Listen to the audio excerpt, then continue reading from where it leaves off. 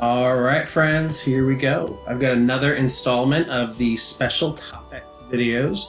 Specifically, this one is rate functions. Now, rate functions are heavily assessed on the AP exam. It is one of those questions that almost always shows up on the calculator active section, occasionally shows up on the calculator inactive section.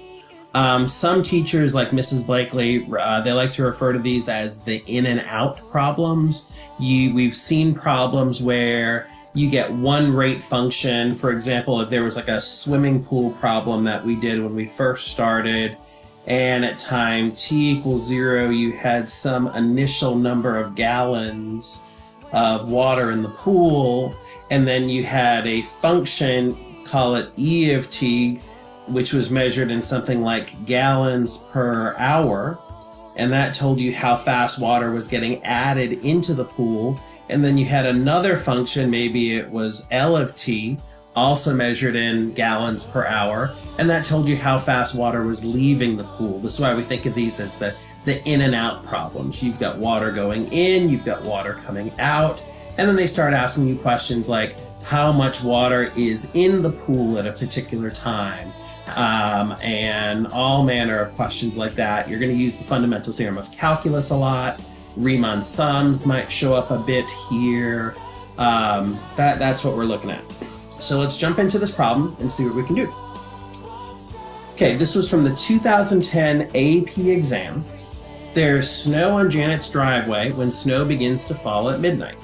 From midnight to 9 a.m., snow accumulates on the driveway at a rate modeled by the function f of t equals 7te to the cosine t cubic feet per hour, where t is measured in hours since midnight.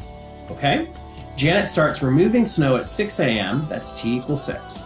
The rate g of t in cubic feet per hour at which Janet removes snow from the driveway at t hours after midnight is modeled by this other function, g of t. Now, this was a new thing for the College Board to do with this question.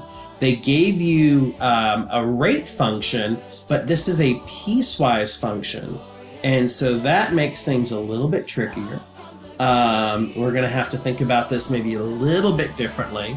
But we've got two functions to keep in mind. We've got f of t, and we're told that f of t is the rate at which snow accumulates.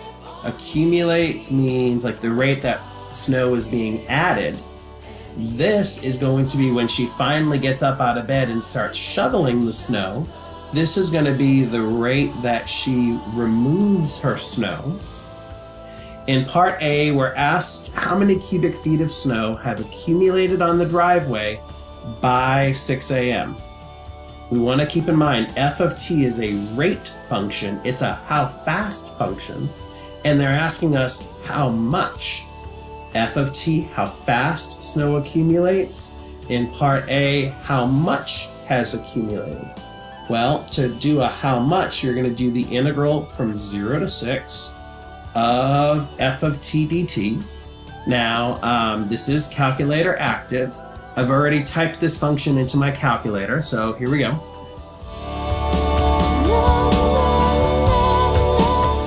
And let's see, if I go over to my graph, I graphed the function 7 times x times e to the cosine of x.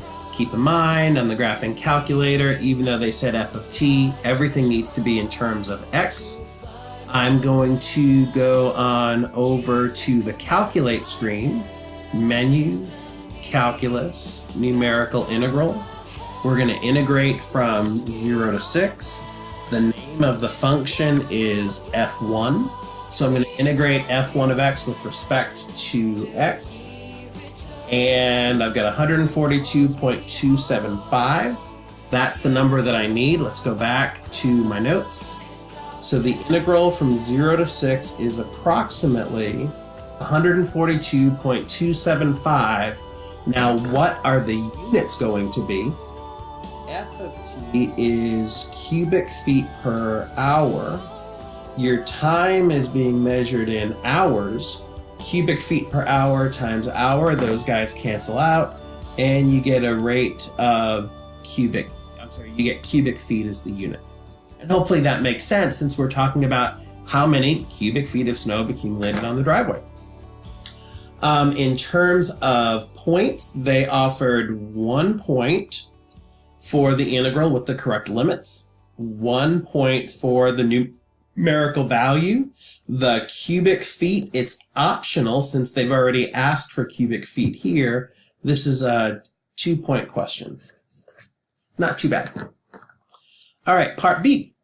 Find the rate of change of the volume of snow on the driveway at 8 a.m.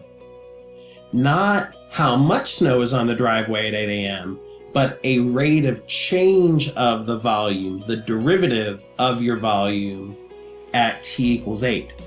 Well, why is the amount of snow on the driveway changing at time t equals 8? Well, there's two things happening. First, you've got snow that's being added to the driveway, snow that's coming down. Secondly, at this point, we've got our friend Janet. She's actually shoveling snow, and at time t equals 8, she's shoveling at a rate of 108 cubic feet per hour. So the rate of change of the volume involves first looking at our function evaluated at 8. This will tell you how fast snow is coming down. Then from that, we're going to have to subtract off Janet's rate of shoveling snow at t equals 8. Well, f of 8, I'm going to plug that into my calculator. G of 8, I can see from my piecewise function, that's going to be 108 cubic feet per hour. So let me go to my calculator. And I just need the value of my function at time 8 minus the rate that she's shoveling snow. And what I'm getting is that this is approximately negative 59.583. The units are going to be cubic feet.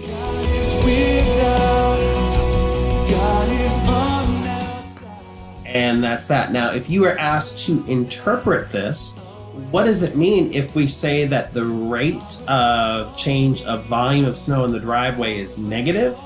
I would interpret that as at time t equals 8, the volume of the snow on the driveway is decreasing at a rate of 59.583 cubic feet per hour, meaning that Janet is actually shoveling snow faster than the snow is coming down. We weren't asked for that. We just needed to come up with this value, and I'm not sure if they gave a point or withheld a point for the units, but I would hope that so far parts A and part B are pretty standard for everybody here. In part C, how many cubic feet of snow are on the driveway at 9 a.m.? Okay, so the volume of snow on the driveway at 9 a.m. How are we going to figure that out? Well, what's happened? We've got snow that was added to the driveway from midnight until 9 a.m. We've got snow that she shoveled, I guess not from 0 to 9 a.m. When does she start shoveling? She starts shoveling at 6 a.m. So from 6 a.m. to 9 a.m. And one thing I'd want to stop and double check, was there any snow on the driveway at the beginning? It says in the very beginning, there's no snow on Janet's driveway when snow begins to fall at midnight. Great. So 0 on the driveway at the beginning, plus however much is accumulated, minus however much has been removed from the driveway from 6 to 9. Well, this first integral is going to be pretty easy to find. We can just type it into the calculator. The second one, we're going to have to be careful over here. Because to find the integral from 6 to 9, this isn't really a function that I can type into my calculator in the way that I might normally think of. What I have is a piecewise function, and from time t equals 6 to time t equals 7, the rate is 125 cubic feet per hour. From time t equals 7 to t equals 9, the rate is 108 cubic feet per hour. What we're going to do is actually replace this integral with two integrals. We're going to do an integral from 6 to 7 of her rate, which is 125, plus we're going to do an integral from 7 to 9 of her rate, which is 108, and we're going to subtract both of those from however much snow accumulated on the driveway. Well, let's go to the calculator again.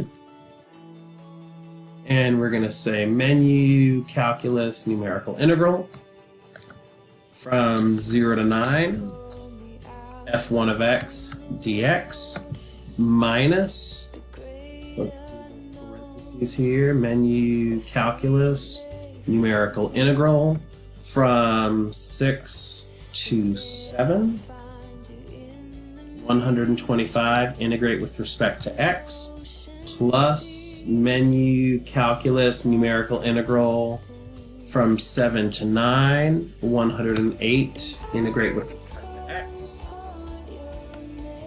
And it looks like we are going to have approximately 26.335 cubic feet of snow. Let's go back to the notes. So this value is approximately 26.335 cubic feet. Now, in terms of points, the College Board awarded 1 point for this first integral from 0 to 9. They awarded a second point for this integral here, and then 1 point for the numerical answer of the 26. Now, one thing I want to comment on while I have you here is certainly you'd want to use your calculator to come up with this value. But over here, things are a little bit different. If you're going to integrate from 6 to 7, that's 1 hour, the function 125, well, think about this in terms of area. She's shoveling at a constant rate of 125 cubic feet per hour for 1 hour. What does this have to be equal to? It has to be equal to 125 times 1. She shovels snow for 125 cubic feet per hour for 1 hour. What about over here? We're shoveling from 7 to 9.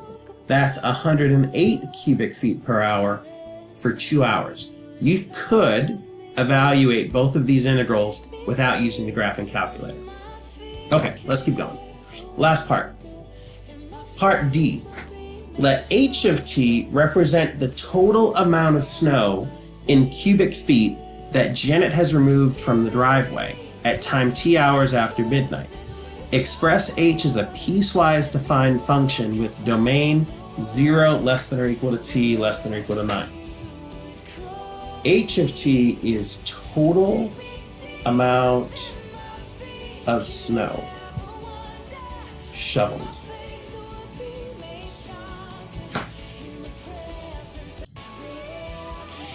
Okay, so this is kind of it's a tricky question because we know g of t is a piecewise function. G of t is this 0 for 0 less than or equal to t less than 6, 125 for 6 less than or equal to t less than 7, and 108 for 7 less than or equal to t less than or equal to 9. They want me to build a new function, h of t, on the domain 0 to 9. And to be honest, the first time I saw this, I wasn't 100% sure how I was going to approach it. And what I did is I sketched a graph for g of t. What do we know? G of t is equal to 0 from 0 until time t equals 6. We then jump up to 125 from t equals 6 to t equals 7, but not including 7. And then we jump down. Presumably Janet is slowing down. She's getting a little tired of shoveling all this snow. From 7 to 9. There's my piecewise graph. Well, let's talk about h of t. H of t is supposed to represent how much snow she has shoveled from time 0 to time 9. Well, here's the part that I hope is easy for you. For the first 6 hours, how much snow has Janet shoveled? Well, she shoveled 0 cubic feet of snow. She's in bed. So h of t is 0 for the time interval 0 to 6. Now, from 6 to 7, this is where we're going to have to be careful. How much snow has she shoveled? Well, it's going to depend on the value of t. If, for example, t is some number between 6 and 7, then she shoveled 125 cubic feet of snow from time t equals 6 to t.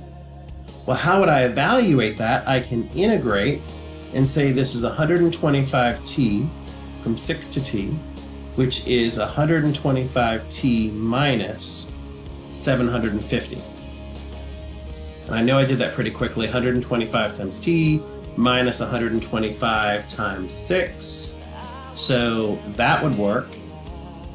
125t minus 750 for 6 less than or equal to t less than times 7. Okay. Now, what happens if t is greater than or equal to 7? If t is greater than or equal to 7, well, she's shoveling from 6 to t, and we need to be careful here. Her rate is g of t, but we know t is greater than or equal to 7. So I want to break this up as two integrals. The integral of her rate from 6 to 7 plus the integral from 7 to t. For the time interval 6 to 7, her rate is 125 cubic feet per hour. From 7 until time t equals 9, it's 108 cubic feet per hour. If we do this, we're going to get 125t evaluated from 6 to 7 plus 108t evaluated from 7 to t, plugging in 125 times 7 minus 125 times 6 plus 108 times t minus 108 times 7. You can clean this up if you would want to. I would encourage you to not do that. If you do it correctly, this should be, I believe, negative 651. That's 875, that's 750, subtract those two, you get 125. Minus this is 756. This should be 108t minus 626. Definitely not something I would want you to do. So you get 108t minus 626 for the time interval 7 less than or equal to t less than or equal to 9. College Board, I believe they awarded 3 points here, and they just went 1 for each piece. Knowing that she shoveled no snow for those first 6 hours, great. How much snow she shoveled, the expression from 6 to 7, and then the expression on the time interval 7 to 9. That's your 3 points. And that's the end of this question. Nice job. Take a little break. We're going to go into another video in just a moment. All right, friends, I hope you took a little bit of a break. I know I did. Okay, so let's look at one more rate functions question. And this was actually a question that I created for our common assessment a little while ago. And I will tell you that this was a little bit of a butt whooping for most of the students in the system. There was a lot built into this question, and I don't think everybody was really as ready for this as I am. Okay, the company has 2 tanks that they've been monitoring. Water is pumped into tank 1 at a rate modeled by W of t equals 2,000 e to the negative t squared over 20 liters per hour for this time interval. T is measured in hours. Calculate W prime of 2, then using correct units, explain the meaning of the answer in the context of this situation. Okay, now here's what most students did. Most students said W prime of 2, you want me to find the derivative, okay, at t equals 2. They then looked at this function and said, I know how to find the derivative. Let me go ahead and do that, and the derivative of e to a power is e to the same power times the derivative of the exponent. Well, now that's a quotient. You're going to need to use the quotient rule. You're going to plug in t equals 2, and that's great, and everyone's capable of doing that. But let's actually do this on the calculator instead. This is a calculator active question. As I pour out my So I've actually already graphed the function, even though you don't see it here. But if you hit tab, I typed in 2000 times e to the negative x squared over 20. Hit enter, and nothing's showing up on the screen. Maybe what you want to do is zoom out a little bit. And eventually you start to see the function, and it's an awkward window. It's not even really that important that you play around with the window. It just matters that you get the function graphed. But they did tell me that this is for the time interval 0 to 8. So let me do that. And I can see my function a little bit. I'm assuming there's some stuff up here. Let's not get too bogged down with all that. All I need to do is find the derivative. So I'm going to go back over here to the calculate screen, menu, calculus. You want a derivative. Specifically, you want the derivative at time t equals 2. You want to take the derivative. I typed it in as f1. And according to my calculations, negative 327.492. So w prime of 2 is approximately negative 327.492. Lots of students came up with this numerical answer, and they got the first point. That's great. Now you've got to explain the meaning of this derivative. And what I teach my students to do is you talk about at what time is this true. At t equals 2 hours. Now, tell me, what is W measuring? W is measuring water is pumped into tank 1 at a rate modeled by this function. Okay, at t equals 2 hours, the rate water is being pumped in to tank 1. What's that rate doing? I can see that my derivative is negative.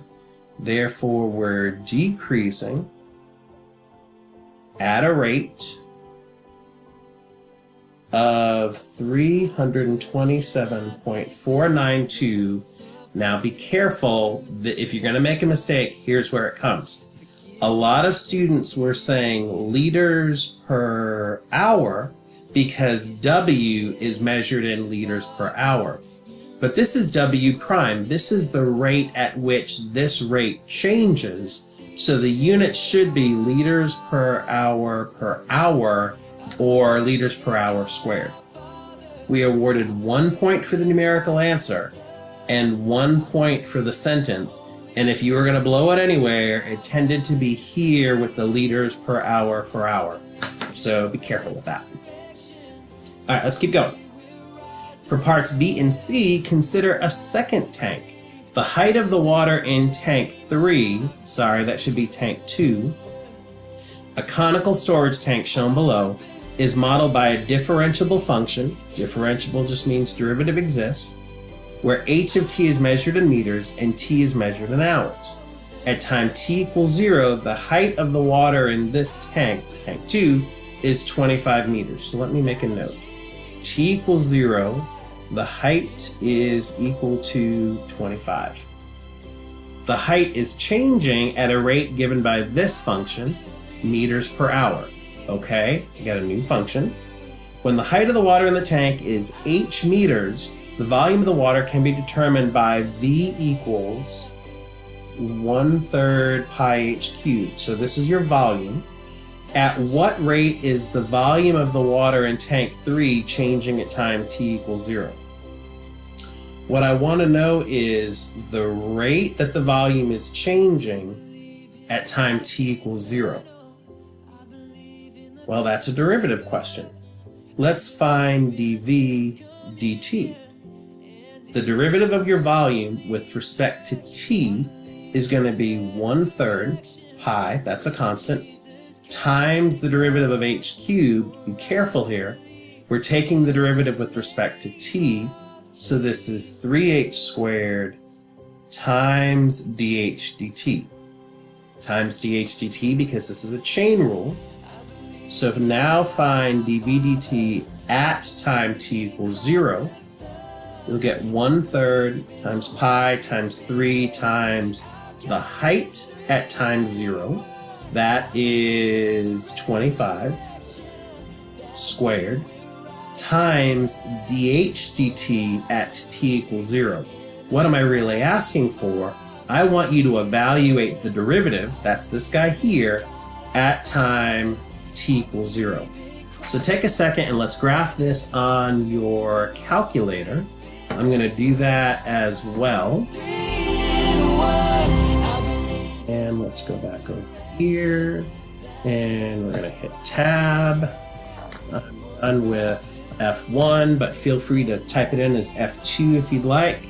The function is 2 minus 24e to the negative 0.025 x divided by the expression x plus 4. Okay. And we might want to fix our window. Let me go back to Windows Zoom Standard. Okay. That's my graph. The reason I wanted that is I need to evaluate the, I'm sorry, let me back up. This is the graph of the derivative. I need to evaluate the derivative at time t equals 0. So I'm going to switch over and I'm going to evaluate f1 of 0. f1 is already the derivative, so I just need the value of the derivative at 0, and we get negative 4. Okay, let's go back, and 1/3 times pi times 3 times 25 squared times negative 4. All those are numbers. That's great. I wouldn't do anything with that at all. Just leave it the way it is. But if you are courageous, maybe some people think foolish, you could multiply this out and get negative 2500 pi, or you could say that this is approximately negative 7,853, sorry about that, 0.982. What are the units? Well, what are we measuring? We're measuring how volume changes with respect to time. Your volume is cubic meters. Your time is hours. In terms of points, we offered 1 point for finding the derivative with your chain rule, 1 point for finding h of 0 and h prime of 0, and then 1 point for the answer with the correct units. So this was worth 3 points, and quite honestly not too bad. Where some students struggled was remembering that to use chain rule and multiply by the dHdt. Okay, last part. For 0 less than or equal to t less than or equal to 24, at what time does the height of the water in tank 3 achieve its minimum value? Now, minimum value does imply absolute minimum value. And there's a couple of ways that we could do this. Let me check how we're doing on time, because I promise the videos are not going to go more than 30 minutes. Okay, so let's think through this. How do I find a minimum? I start with my candidate, and my candidate is when h prime makes a change from negative to positive. I then look at my endpoints. The endpoints of the interval are 0 and 25. The minimum height happens either where the derivative changes from negative to positive or at one of the endpoints. Well, let's look at the graph. Back to the graph. The derivative changes from negative to positive at this root. So I can do menu, analyze graph, 0, little to the left, little to the right. This happens at where t is approximately 6.2613. Okay. Now I'm running low on time here, and I'm going to go a little over the 30 minutes. Sorry, y'all.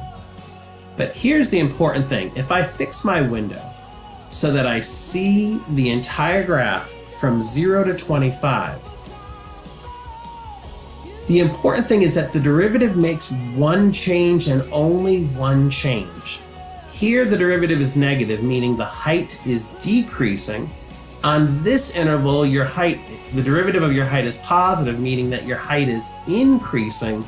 There's only one change. That change is a change in height from decreasing to increasing. Let me give you a quick sketch of what the height function might look like. What we know is this. This is t, and this is the height. At time t equals 0, we know that the height has to be 25. And let's say this is that t equals 6.261. We saw from the graph that h prime was negative from 0 to 6.261, so your height has to decrease. From 6.261 all the way out to 25, h prime was positive, you're increasing, and that's all you're allowed to do. This isn't exactly what h looks like, but it's a really good sketch. What I know is this. Since h prime of t changes from negative to positive only once on the interval 0 to 25, h has an absolute minimum. Your love is devoted like a ring of... At t is approximately 6.261. If h prime changed signs again, went from positive to negative, then h would change from increasing to decreasing, and it would be possible for the minimum, the absolute minimum, to be some point other than this. But that's not happening here. H prime makes only one change, and that change is from negative to positive, so h has to have an absolute minimum at 6.261. Now for the BC students, when this question showed up on the test, oh, sorry, I made a mistake. The interval's supposed to be to 24, not to 25. Anyway, for the BC students, they were then asked, what is the height at time 6.261? I'm not going to do this out, and it's not germane to this question, but if I wanted the height at 6.261, I would have to say, well, I know the height at time 0, plus I would integrate the derivative from 0 to 6.261. That's your fundamental theorem of calculus, and that would tell you what the height is at time t equals 6.261. All right, y'all, that's enough for me. Time to post.